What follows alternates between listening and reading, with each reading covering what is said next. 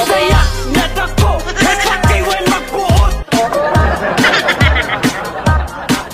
Bisaya nga dako, nagkakaiwan magbuot. So what's up mga kanayon, good day sa inyo lahat. Welcome to my vlog. And for today's video mga kanayon ay nandito tayo ngayon sa Batad, San Remigio. Kasama natin ang team Muskan, si Jubel at si Jerome. So ang gagawin natin dito mga kanayon ay bibili tayo ng manok at buko na ang gagamitin natin para sa ating darating na birthday. Yes, it's my birthday mga kanayon. It's my 15th birthday. So biro lang mga kanayon, it's my 28th birthday mga kanayon. So ito yung first time na nag-birthday ako mga kanayon. Nawala yung mama ko sapagkat my mother passed away last week. Kahit malangkot pero patuloy pa rin tayo sa ating buhay. And then mga kanayon, nandito tayo ngayon mga kanayon sa Batad, sa lupa ng aking kaibigan na sabi niya ay maraming buko dito at marami tayong mabibili na manok. No! At napakalayo mga kanayon para ako na prank nito Kanina pa kami naglalakad dito. Kanina pa kami nag-ikot-ikot dito. Ikot-ikot lang. Ikot-ikot lang. So fast forward mga kanayon, makalipas ang 10 taon sa paglalakbay sa kabilang buhay, ay nakarating na din kami sa bahay ng lolo ng aking kaibigan. So makikita nyo mga kanayon, marami sila ditong mga manok, maraming mga buko, at siguro sa pag-uwi natin mamaya ay may makukuha tayo. Bakit ba na nasaktan mong isang tulad ko? Ginagawa mo. Bis na nagmamahal. Game over. Ulit ko sa'yo.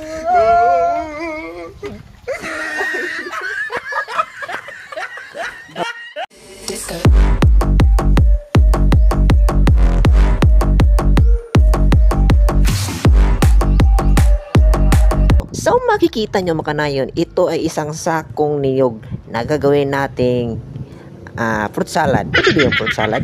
So baka pwede natin itong gawing barbecue. So ito ang ating gagamiting barbecue sa ating birthday mga kanayon. So bago yan, iti-taste man natin kasi dito sa bukid ay free taste, walang bayad. Yang tao na yan ang tumatawa mga kanayon. Yan ang dahilan kung bakit matagal kaming nakarating dito. From 4 PM, nakarating kami dito ng 5 PM. Halos isang oras yung paglalakad namin at yung nakikita nyo mga kanayon, yan ang ating kukunin na manok. So 3 manok ang ating bibilhin mga kanayon. So yung isa na lang ang kulang at yan ay kukunin natin. Medyo malaki-laki yan mga kanayon. At hindi lang yan mga kanayon. Bibili din sana ako ng dragon at buhaya. Kaso lang, wala silang binibinta dito. Manok lang ang meron sila. So moving forward mga kanayon, yan nakikita nyo mga kanayon, kinukuha ng kasama ko ang manok na yan. Sa mga hindi nakakaalam mga kanayon, yung kaibigan ko ay world champion of most of the world dito sa pangunguha ng manok. Kahit isa, hindi pa siya nahuli ng may-ari ng manok kapag nangunguha siya. Yan kagaling ang aking kaibigan, the most fighter in the world. Kung meron kayong ipapanakaw sa kanya, kontakin nyo lang si Muskan Jubel. Siya ang lupi ng San Remigio.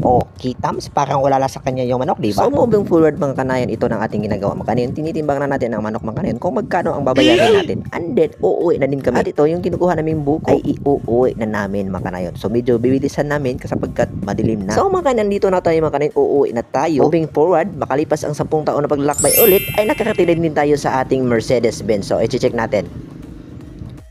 Okay mga kanayon, okay pang ating unit mga kanayon, walang bawas, walang nananakawan. So mahal yan mga kanayon. Ito na mga kanayon, babalik na tayo sa ating bahay. So wala tayong ilaw mga kanayon sapagkat brown out ngayon mga kanayon. So wala tayong ilaw dito sa ating sasakyan. Okay lang yan mga kanayon, makikita pa naman natin yung daan. Baka mamaya-maya ay mag-iilaw na mga kanayon kasi parang busy ata yung si Biko ngayon. Baka may sira sila sa poste. So sabot lang tayo mga kanayon, sabot lang, sabot. Many months later. On the next year mga kanayon ay nandito na naman tayo sa Hagnaya Port mga kanayon. So ang ito yung aking mga kaibigan mga kanayon, binibigyan tayo ngayon ng isda na uulamin natin or babudgetin natin sa ating bahay. So napakabait ng mga tao dito mga kanayon at napakabait ng ating kasama mga kanayon. Kita nyo na mga kanayon, ang dami-dami niyan mga kanayon. Paano ko ata yan mauubos mga kanayon? Sagutin nyo kaya ako. Okay, joke lang mga kanayon. Ito ay ating gagamitin natin mga kanayon bukas sa ating birthday mga kanayon. At ito mga kanayon, meron pang pahabol na binigay sa atin. Napakabait talaga mga kanayon. Napakabait talaga mga kanayon. So ayan mga kanayon, tapos na tayo mga kanayon dito. Uuwi na tayo mga kanayon.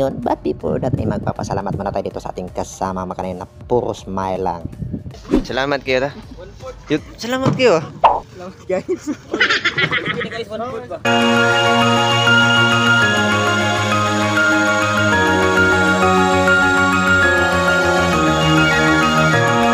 So ayan na nga mga kanayon, dumating na yung araw na pinakahihintay natin. Ito na yung araw na birthday ko. So nagsisimula kami mga kanayon ay 5 AM. Maagang pumunta ang aking makasama dito mga kanayon. Sa mukha na yan ay puro hangover yung dalawa yan mga kanayon. Dahil nag-umaga silang nag-inom mga kanayon. Ayan. Pagdating lang dito sa amin mga kanayon, ang iingay naman nila. Ayan, at nagpatuloy kami sa aming pagluluto. Baka yun, naghahanda na kami sa aming mga lulutuin para sa aking birthday. Yung isa mga kanayon, nakikita nyo yan. Ano sa tingin nyo? Chip cook o gangster? Hindi ko masasabi kung chip cook ba yan kasi yung apron na gamit niya ay parang tarps.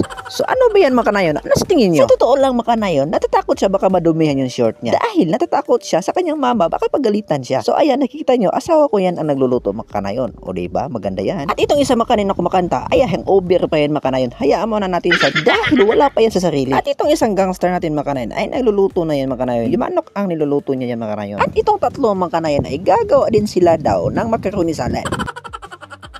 At sa di inaasahan mga kanayon, dumating pa yung isang kasama natin na hangover din. Kaya nga yan nag-shades mga kanayon para hindi siya malata na hangover. Makalipas ang ilang oras mga kanayon, natatapos din ng ating mga niluluto mga kanayon. And then ito mga kanayon, naghahanap na tayo mga kanayon sa ating mga niluluto para makaalis na tayo mga kanayon. So ito mga kanayon, nag-aalis na tayo mga kanayon. I-check muna natin yung ating service na Mercedes-Benz. So ayan, check muna natin. So ayan mga kanayon, maganda siya mga kanayon. Good condition pa ngayon itong ating unit mga kanayon.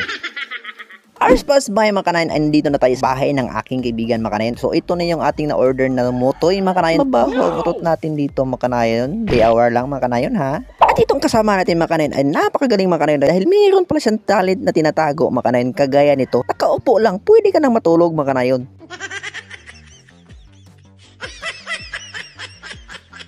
At nakikita nyo mga kanayon ay nagsisindi na ng candle ang aking master mga kanayon dahil ibibg daw nila ako mga kanayon. Ay hindi, dahil mag-blow ako ng candle mga kanayon. So sana, wish ko ay magkabilat na ako.